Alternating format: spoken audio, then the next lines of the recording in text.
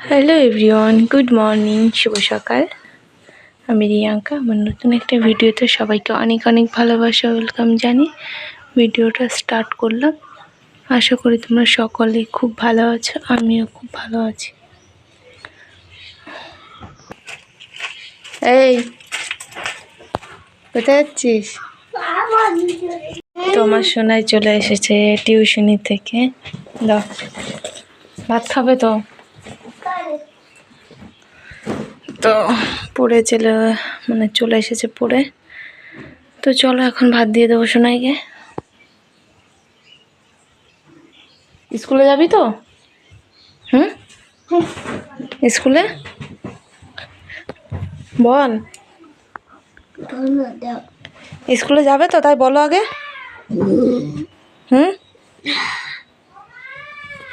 তাড়াতাড়ি বলো। সামনেই এক্সাম, স্কুলে না গেলে হবে? হবে। যদি তুমি ট্যালেন্ট পরীক্ষায় পাস না করতে পারো তাহলে বুঝতেই পারছো। সোনাই স্নান করে স্কুলে চলে গেছে আর আমি এখন ঘরে আছি। আর আজকে তোমাদের সঙ্গে বাইরের কিছু শেয়ার করতে পারলাম না, কারণ শরীরটা একদমই ভালো না। আজ হলো তোমার সোমবার। তো সকাল সকাল কাজবাজ সবই গুছালাম ভীষণ কষ্ট করে। কাজবাজ গুছিয়ে স্নান করে তারপরে ঘরে আসলাম। তো এখন একটু শুয়েছি, কারণ শরীরটা একদমই ভালো নয়। কারণ পিরিয়ড হয়েছে আজকে ফার্স্ট টাইম, ওর জন্য কষ্ট হচ্ছে আর কি। পেটে ব্যথা করছিল খুব। তো কিছু করতেও ইচ্ছা করছে না আর। তো তোমরা জানো পিরিয়ড হলে ঠাকুর পুজো দেওয়া যায় না। তো 3-4 দিন হয়তো ঠাকুর নাই খেয়ে থাকবে, কারণ কে দেবে বলো? আমি ছাড়া তো আর কেউ নিজে দেবে।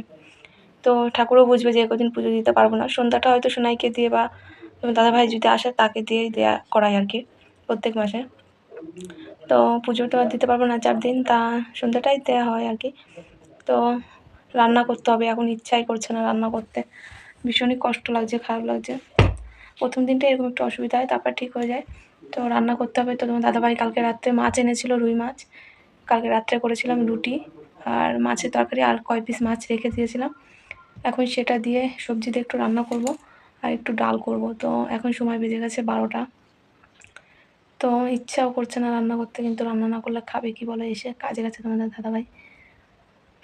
আর শ্বশুরের শরীর একটু ভালো আছে এখন আর কি। তো ভিডিও বানাতেও ভালো লাগছে না, কিন্তু তোমাদের সঙ্গে একটু শেয়ার না করলে, না জানালে তোমরা বুঝবে কি করে? ওর জন্য একটু শেয়ার করছি। আর সকালবেলা বর্মশাই, ছোটো বর্মশাই দেখে গেছে, দেখতেই পেলে। আমি জানলাটা খুলেই যখন ভিডিওটা অন করলাম তখনই দেখছি ও যাচ্ছে। তো রেগে গেছে, কারণ কালকে একটু ওকে দিয়ে রিলস বানিয়েছিলাম। ওর জন্য হয়তো বাড়ি থেকে কিছু বলেছে ওকে, ওর জন্য রেগে গেছে। তো খুব ভালো কিউট বাচ্চা আর ভীষণ পাকা। তোমরা দেখেছো আমার ভিডিওতে ওকে অনেক কয়েকবার। ভীষণ পাকা, ভীষণ। তো ওর জন্য সকালবেলা বলছে আবার ভিডিও বানাচ্ছ। তো যাই হোক, ও তো ছোটো বোঝে না, ওর জন্যই বললো ভিডিও বানাই বলে। হয়তো ওর বাড়ি থেকে অনেক সমস্যা, ওর জন্য ওকে হয়তো বলেছে যে বৌদির সাথে ভিডিও করবি না। ওর জন্যই বলছে আবার ভিডিও বানাচ্ছ বৌদি, রাগ হয়ে চলে গেল। তো মানুষ অনেক রকমেরই হয়, যেহেতু এখন ভিডিও বানাই, জানি কে ভালোবাসে কে ভালোবাসে না। ভিডিও বানানোটা কি খারাপ? আমি তো এটাই বুঝছি না। আমার আমার লাইফ স্টোরিটা আমি সেটা তুলে ধরছি, সেটা একটা ফ্যামিলি হচ্ছে ইউটিউবে আর কি। এর জন্যই তো এখন সবাই ভিডিও বানায়। আর এই কদিন ভিডিও বানিয়ে এই জিনিসটা বুঝেছি, তুমি একটা সঙ্গী। ভিডিও বানানোটা কিন্তু একটা সঙ্গী হয়ে গেছে আর কি। তুমি আগে দেখবে কারোর সাথে কথা না বললে, কারোর কাছে না গেলে একটা ভালো লাগতো না। কিন্তু এখন যেহেতু সবাই ভিডিও বানায়, এখন আর কিন্তু সময় নেই কারোর কাছে যাওয়ার, কারোর কাছে যেতেও হয় না, কারোর সাথে কথাও বলতে হয় না। তুমি সারাদিন ফোন নিয়ে বাড়ির কাজবাজ দেখানোর জন্য ব্যস্ত থাকতে পারো আর কি। ব্যস্ত থাকতে পারো। তো ওর জন্যই বলছি ফোনটা কিন্তু এখন একটা সঙ্গী, একটা ভালো জিনিস। এখন অনেকে এই ভিডিও বানায় বাড়ির বউরা। ওর জন্য দেখবে কারোর সঙ্গে এখন কথা বলা, তারপরে কারো বাড়ি যাওয়া, এটা কিন্তু অনেকটা বন্ধ হয়ে গেছে, কারণ ভিডিও বানানোর জন্য। তো একদিকে ভালো, লোকের বাড়ি যত না যাবে, যত না মিশবে লোকের সঙ্গে, সত্যিই ভালো। যত মিশবে, মনের কথা শেয়ার করবে, তারাই কিন্তু তোমার পিছনে এটা ওটা বলবে। ওর জন্য আমি মনে করি ফোনটা এখন সবার সঙ্গী হয়ে গেছে, যারা যারা ভিডিও বানায় আর কি। তো একদিকে খুবই ভালো। তো চলো আজকে তোমাদের বাইরে কিছু শেয়ার করছি না। এই অসুস্থ ভিডিওটাই মানে শ্যুট করলাম আজকে, তোমরা দেখো কষ্ট করে প্লিজ। তো চলো আর বক বক করবো না, এখন একটু উঠে রান্নাঘরে যাব, রান্নাটা একটু সারতে হবে, না তোমার দাদাভাই এসে খাবে কি বলো, আমাকেই তো করতে হবে।